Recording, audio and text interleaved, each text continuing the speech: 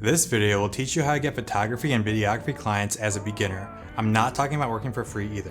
Even though you might have very little experience working with clients, I'm going to teach you how to get clients using the leverage you have as someone just starting out. Let's do this.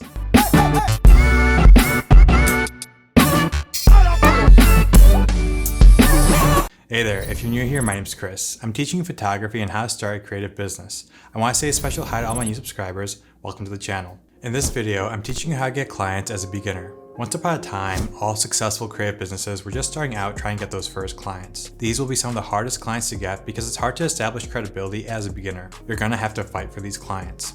While there are many experienced photographers and videographers out there, as a beginner, you can still be competitive in your own way. That's what I want to dive into in this video. I want to be clear about one thing. This video is not about working for free. While there are a lot of good reasons to work for free as a beginner, and I do think there is a time and place for free work, this video is not going to go into these reasons. Let's make some money. Obviously, your work isn't going to be on the same level as people that have been doing this for years and years, but I bet it's not too far off. Before even pitching to clients, you need a portfolio and you need a website with your work. If you're trying to be a food photographer, take some awesome photos of food brands you have around your house and make those your portfolio. This video isn't going to be a deep dive on portfolios. Watch my video on that to learn more. As a beginner, you're going to have to compete with the pros. There's no question about that. So let's identify how you can actually compete. These are the 4 ways you can stand out among the pros. 1, your availability to do shoots. 2, your turnaround times. 3, your rates. And 4, communication with the client.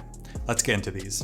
Since you're a beginner, you've got a lot of availability to take on new clients. The experts are busy and might not be able to fit a client in for a couple months. As a beginner, you have a huge advantage in being able to take on new clients right now. When someone needs photos, they'll be happy to hear that you can take them on as a client today. When talking with potential clients, make sure you draw this comparison. You have to be a little careful because you don't want to come off as desperate or like you're sitting around twiddling your thumbs, but outlining that compared to some photographers that have 2-month-long wait lists, you can take on the client next week. Okay, you might be saying, Chris, I work a 9 to 5. I don't actually have that availability. Well, you better find the time. There's very little you can compete on with the experts, so any advantage is essential. I was in your position not too long ago, but I found the time. Your availability is a big selling point for someone that's on the fence about you. This ties in great with our second reason. Number 2, your turnaround times are fast. Since you don't have that many clients, you better be devoting your time to creating new content for that client as soon as possible.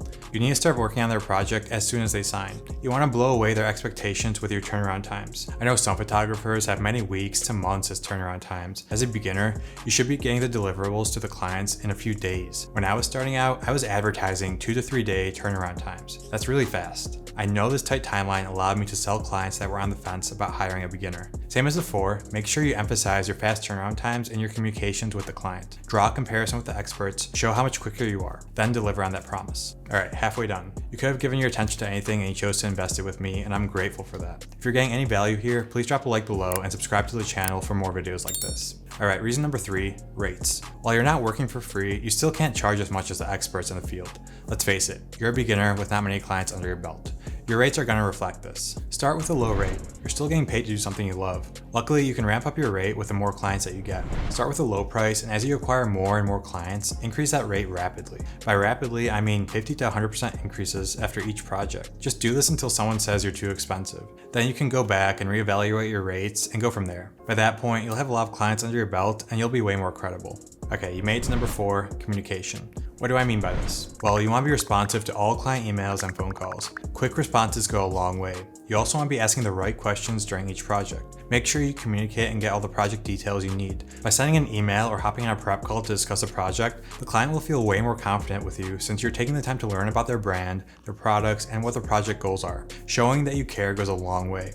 Remember those experts I've been talking about? Unfortunately, when some people get too busy with clients, they put off emails, they don't take the time to learn project details, and they aren't responsive. But you're going to check all these boxes, and the clients are going to love you.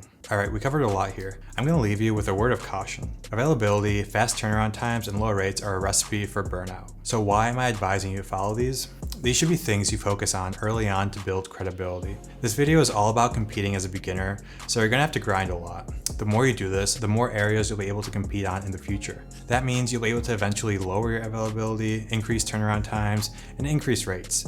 But at the start, it's going to be hard. There's a reason a lot of people give up. But if you can get through those early stages, those hard days where it feels like nothing you're doing is working, if you can get through those days, there's a light at the end of the tunnel. Don't give up. Thanks so much for your attention. If you like this, please let me know down below. Subscribe for more of these, and I'll see you in the next one.